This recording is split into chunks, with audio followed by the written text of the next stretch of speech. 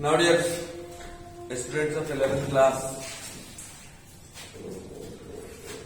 हम लोग डायमेंशन का यूज पढ़ रहे हैं। फर्स्ट यूज हमने बताया था आपको अगले वीडियो में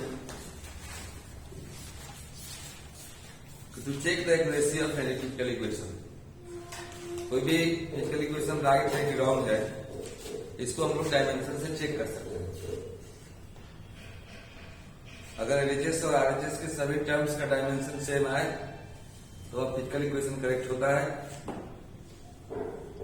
अगर सभी टर्म्स के मतलब सभी पदों के विमाएं समान नहीं आए, सभी टर्म्स के डायरेक्शन सेम ना आए तो इक्वेशन क्या होता है? तो गलत। आज हम आपको सेकंड यूज बताने जा रहे हैं। इसका सेकंड यूज है कि डायमेंशन के द्वारा हम लोग किसी भी भौतिक राशि के मात्रक को एक पद से दूसरे पद में बदल सकते हैं। जैसे न्यूटन को टाइम में बदल सकते हैं, जूल को आर में बदल सकते हैं। जब हम लोग यूनिट मेथड से एक newton equal to 10 to the power 5 direct prove किए हैं, या 1 joule equal to 10 to the power 7 आगे प्रूव किए हैं, या किसी भी फिजिकल क्वांटिटी का एमकेएस यूनिट या सुजीस बदल रहा है, तब लोग इस डायमेंशन के इस्तेमाल से उसको बदल सकते हैं। बहुत इंपॉर्टेंट चैप्टर है आप लोगों के लिए।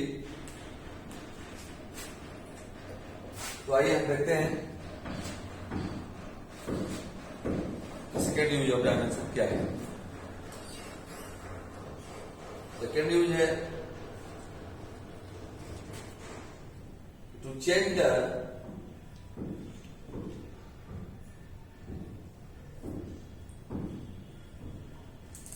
The unit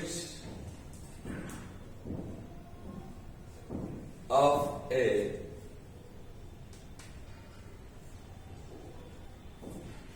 physical quantity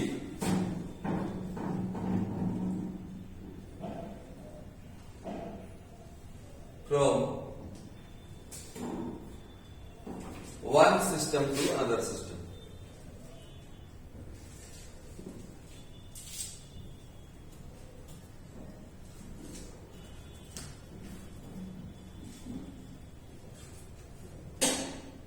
Hindi हुआ किसी भौतिक राशि के मात्रक को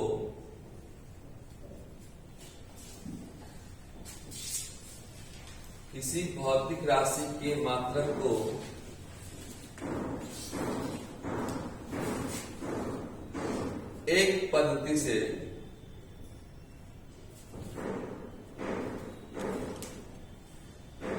दूसरे पद्धति में बदलना।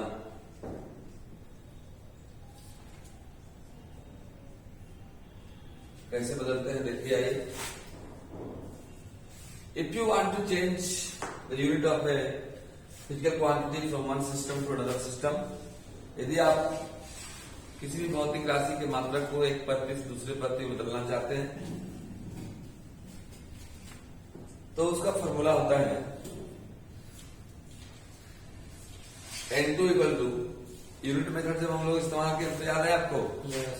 उसमें इस फॉर्मूला का इस्तेमाल करते थे N1 U1 equal to N2 U2 और N2 इक्वल टू लिखते थे हम लोग N1 U1 बाई U2 लिखते थे। या इसी को ऐसे लिख सकते थे आप, N2 इक्वल टू N1 को अलग कर दीजिए और ब्रैकेट में कर दीजिए U1 by U2। Same concept यहां भी होता है, सेम नियम लगभग यहाँ होता है।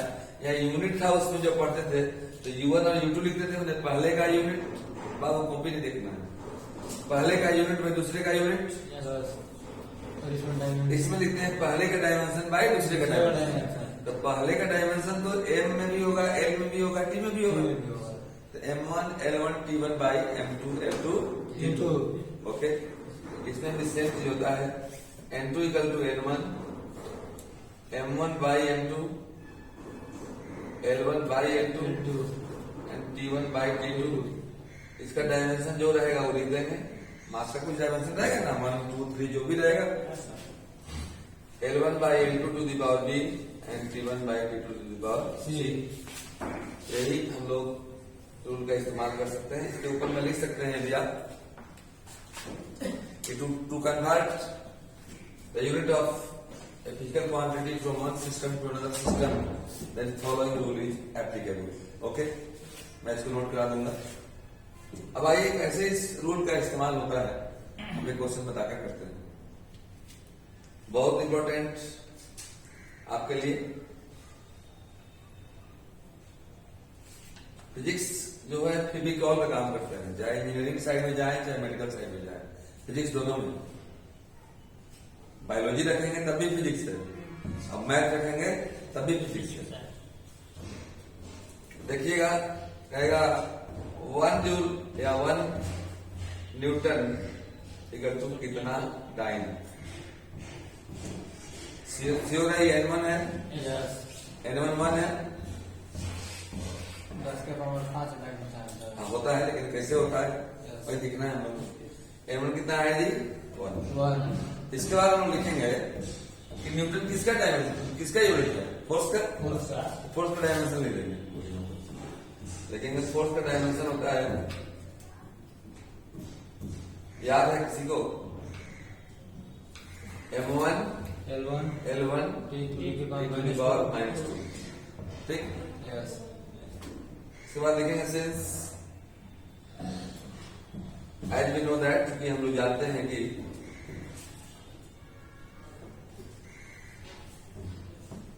N2 इक्वल टू, इसको इक्वेशन 1 मान लेंगे,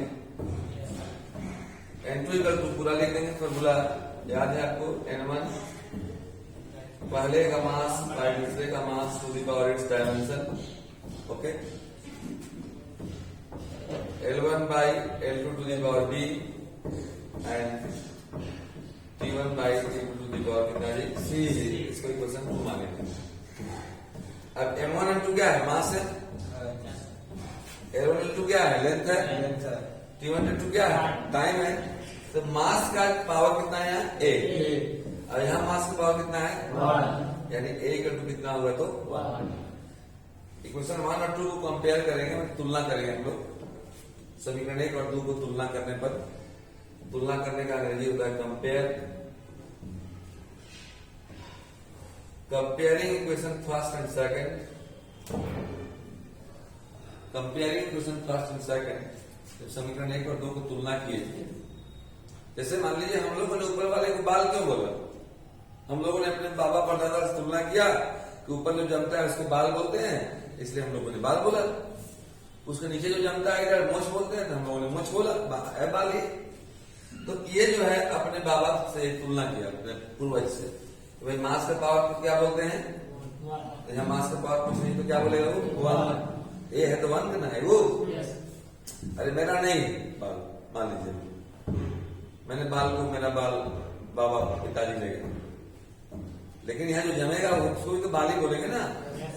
तो यहाँ जो जमा है इसका ए, वो M ये है तो M वो है, तो एक मान कितना हुआ है, यहाँ B की जगह पर 1 और C की जगह पर 2। ये ABC का जो वैल्यू निकाले वहां पर डाल देंगे, okay. So N2 equal to N1 M1 by M2 to the power A, का वैल्यू कितना है 1, L1 by L2 to the power B 1 and T1 by T2 to the power C means -2। अब सारा सामान आपके पास है, N1 का value कितना है 1, M1 मतलब मास पहले में, पहला क्या है न्यूटन मतलब गैस, दूसरा क्या है CGS, तो 1 kg बाई 1 ग्राम, यानी kg by gram, metre by centimetre, second by second to the power -2। 1 से मल्टीप्लाई करने से कोई फर्क नहीं पड़ता है, 1 into 4 हो तो 4 ही तो रहेगा ना। देखिएगा अब केजी को बदलते हैं ग्राम में, 1 kg के टू कितना ग्राम, 1000, 1000 ग्राम को हम लोग 1 किलो बोलते हैं। तकलीफ हो रही है क्या, कि हो रही है? थोड़ा आ रहा है, बहुत अच्छी बात, आना चाहिए। तो केजी को हम लोग इसमें बदलेंगे जी ग्राम में। 1 kg के कितना ग्राम? 1000 ग्राम। ले लेंगे 1000 gram by gram. 1 metre equal to 100 centimetre. 100 centimetre. तो 100 centimetre 100 centimetre by centimetre by centimetre. And now second cancel एक बार में, तो 1 की पावर -2। तो आप जानते हैं कि 1 के पावर दुनिया कुछ भी रख दीजिए, 1 के पावर 100 भी रख दीजिए तो 1 into 1 into 1 into 1 into 1 1 ही आएगा। 100 बार में दीजिएगा तो 1 ही आएगा। 1 to the power 0 कर दीजिए तब भी 1 आएगा। 1 के पावर माइनस में भी कुछ चढ़ा दीजिए तो भी 1 आएगा। -22 कर दीजिएगा तभी 1 आएगा। तो ये कितना हो गया? Gram cancel, centimetre cancel. यहाँ है 1/30, 1 लाख 10 के पावर 5 1 2 3 4 5 0 into 1। इसी को बोलते हैं 10 to the power 5। Aslan's. This is we can say that 1 equal to खाली जगह के मान कितना है? 10 to the power 5 है। तो ये हम लोग इसको डायमेंशन मेथड से हम लोगों ने प्रूव किया। इसके पहले हम लोगों ने यूनिट मेथड से प्रूव किया था। अभी आप इसको नोट करें, इसके जस्ट बाद में बताऊंगा 1 joule equal to 10 to the power 7 और कैसे होता है। Very very important. Now dear, let us prove that 1 joule equal to 10 to the power 7 are 5 dimensional methods. इसका भी यूनिट मेथड से आप लोग आनंद उठा चुके हैं, उठाए है ना? नहीं उठाए हैं? 1 joule equal to water, 1 joule equal to कितना आ सकता है? या तो क्वेश्चन ऐसे पूछेगा या क्वेश्चन पूछेगा और में रहेगा प्रूव दैट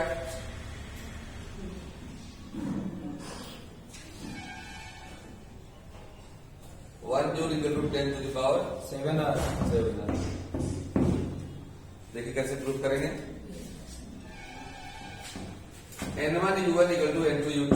N1 मालूम है 1, N1 is 1 and N2 हम लोग को फाइंड करना है। ओके, हम लोग फॉर्मूला जानते हैं। इसके बाद देखें कि जूल किसका यूनिट होता है? वर्क का मात्रक जूल होता है। तो लिख देंगे उसका डायमेंशन। जैसे इसके पहले वाला याद है ना, फोर्स का था, न्यूटन तो फोर्स का डायमेंशन लिखे थे M1 L1 to the power -2। इसका लिखेंगे होता है M1 L to the power 2। Very good Amit L to the power -2। Nice. M1 L2 to the power -2। इसको मान लेंगे क्वेश्चन 1। इसका बाद लिखेंगे since as we know that, जैसा कि हम जानते हैं, yes since as we know that N2 equal to N1। अभी मैंने बताया formula M1 by M2 to the power A, L1 by L2 to the power B and D1 by D2 to the power C। Any problem? No। When you comparing question first and second, जब समीकरण 1 और 2 में तुलना करेंगे आप, comparing question first and second,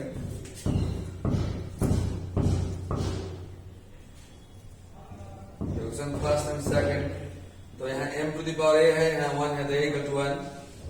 Any problem? B equal to 2, B equal to 2 and C equal to -2। जो value निकाले हैं इसमें डाल देंगे क्वेश्चन 2 में। सो इक्वेशन 2 देखिए क्या हो गया। N2 equal to N1, N2 equal to N1। N1 क्या है हम लोग? N1 1 है। A कितना है? 1। B कितना है? 2। C कितना है? -2। बस, तो सारा सामान हो गया हमारे पास, आपके पास तो भी बैठना पड़ेगा उदास। नहीं कितना है M1 बोलो? 1 M1 by M2 to the power A। A कितना है? 1। A कितना है? 1। L1 by L2 to the power B, B कितना है? 2 and T1 by T2 to the power C कितना है? -2। N2 इक्वल टू 1 से मल्टीप्लाई करने से कोई फर्क नहीं, तो बताएंगे इसको। तो M1 कितना है बोलो? m1 है हमारा केजी में और ये है ग्राम में, तो केजी बाई ग्राम पावर 1 नहीं चढ़ाते हैं।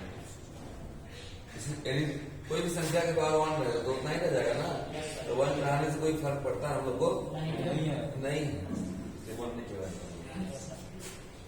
L1 मीटर, L2 सेंटीमीटर, अब यहाँ 2 है तो बढ़ाएंगे। T1 in second, T2 in second to the power -2, to the power -2. Now this cancel, okay? अब केजी को बदलेंगे ग्राम में, 1000 ग्राम बाई ग्राम, मीटर बदलेंगे सेंटीमीटर में, 100 सेंटीमीटर, 22 सेंटीमीटर, और 1 to the power -2. Now this cancel, power है कितना है तो 2 है, पावर 2 है ना, 1 खत्म ना, हटा दिए, तो ये हो जाएगा 1 पर 30,